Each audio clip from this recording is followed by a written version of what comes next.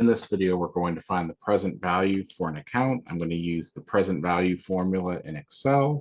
So equals PV for present value. We're going to have the interest rate here is going to be 0.08. And then the number of periods here is the number of years is 6 because that matches the APR there is in years. We're not making monthly payments.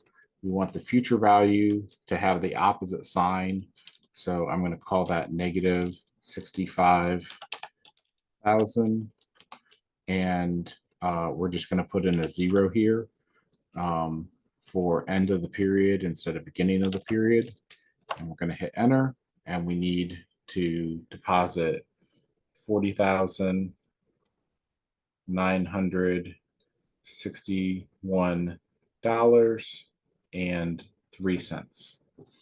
And that's it for this video. We have a similar feature on the TI-84 calculator, which is not required for this class, but you have something called TVM solver in the applications for time value of money, and I may show you how to do that in an additional video here in just a second.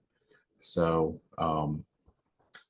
Excel, very powerful. You can use it to calculate present value and future value of money.